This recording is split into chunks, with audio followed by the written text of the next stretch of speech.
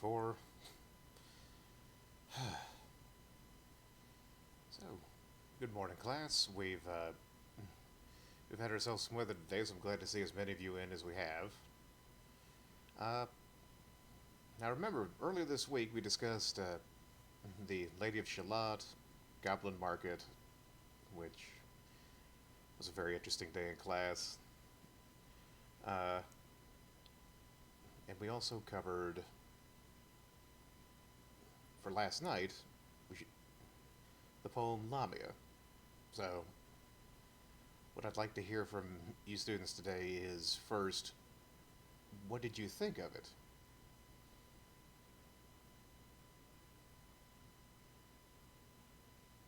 Well, I mean, yes, it was a little hard to pin down exactly what the writer's opinion was on Lamia, wasn't it? So the the purpose of that was actually on was there's not really a purpose. It was done on purpose, though. The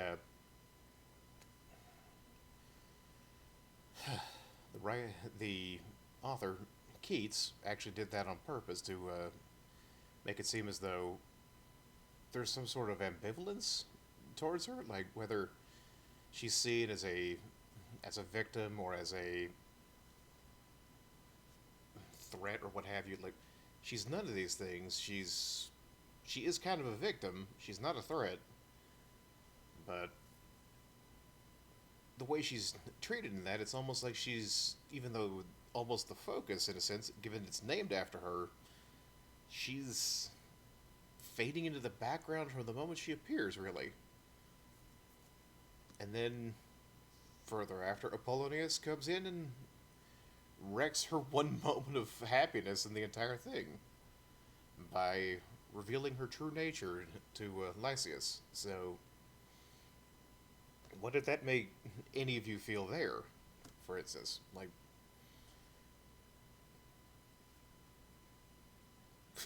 yes, Apollonius did kind of pull a jerk move there, didn't he? So, I appreciate your thoughts, but you may need to edit that out of the classroom a little.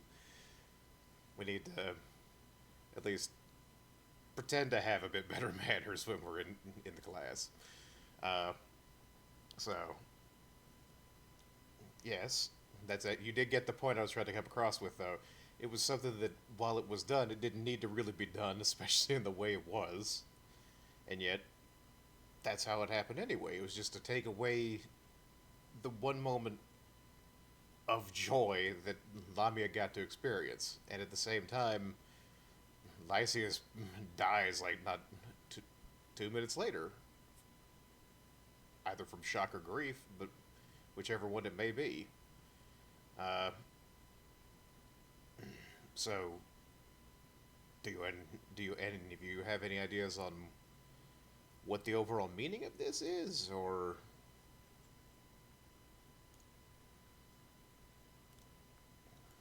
hmm,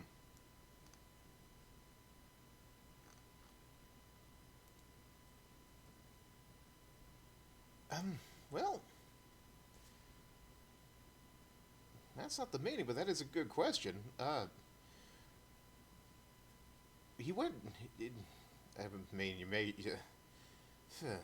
He went to go like he went to go. No, yes, Hermes went to go find a nymph, not Lamia. He went to go find a nymph because this nymph was reputed to have a beauty that outshone everyone in the world. So Hermes was driven basically by baser instincts a little bit on that one, and instead finds Lamia, who is stuck in a serpentine body at that point. Does anyone have any questions on, or not questions, but thoughts on what her appearance may mean in this particular moment?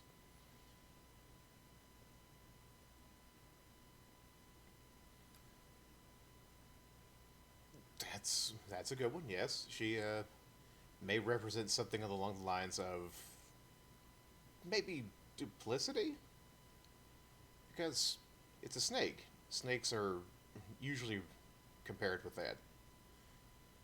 I mean, in the Garden of Eden, for instance, if you're familiar with the story on that, the snake is what tempted Eve. So that's not a bad comparison you can come up with on that at all. Good call. Let's see. Any other ideas anyone may have? Any questions? Like, yeah. Uh, well, Hermes is he's the god of like god of messaging, really, like messengers. In I want to say it's Greek mythology. So he's kind of important and not at the same time. Like he's the fastest thing on the planet, and or probably the fastest thing in existence, and the Roman equivalent's Mercury, if I remember right. So he he's known for his speed, but he's not like a powerhouse or a major deity beyond that. He just kind of has a job he does constantly. He's shuttling information for people, checking things out, acting as a scout. The fact they chose Hermes of all gods is kind of interesting to me. He's it's like trying to add to his legend when there's not much to go on beyond what was written hundreds upon hundreds of years ago now. Showing a bit of maybe respect even to a deity who wasn't even that important in his own religion. So it's it is an interesting tale though, isn't it? So I wonder if you have any reasons you can come up with as to why Lysias dies from grief on that. That I want that to be like a little 3-minute writing assignment we have after we're done with our discussion here. No, nothing longer than that. Like no, I don't want any like big, super heavy discussion answers. Just a couple of sentences and discuss them amongst yourselves in small groups, and then share to me afterwards what you guys came up with on that. So before we get to it, does anyone have any other questions at all regarding the poem as a whole? Hermes, Lamia, the nymph, even Apollonius or Lysias.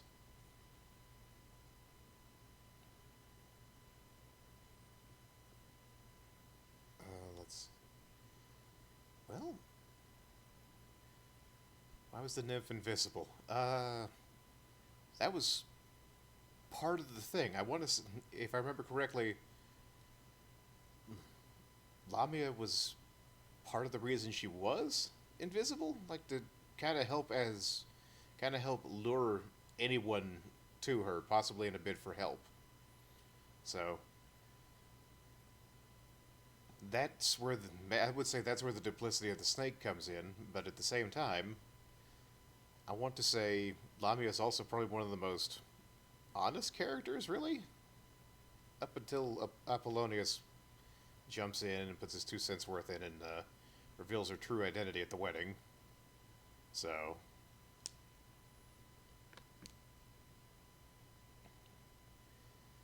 and how did she get trapped in the serpent form? I don't know that. There may be a legend that there is about it, but I'm afraid I haven't read that at this time. That's a very good question, and I will be happy to answer it tomorrow when I've done a bit of research. That's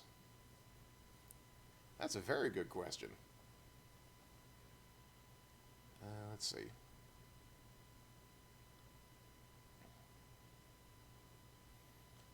So nothing else. All right, let's hit it then. Let's get to work. I want to hear what all you come up with,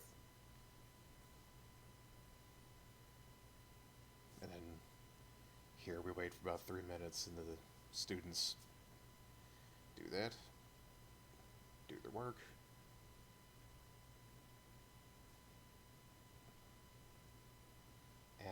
ended up actually accidentally making that the end of my video.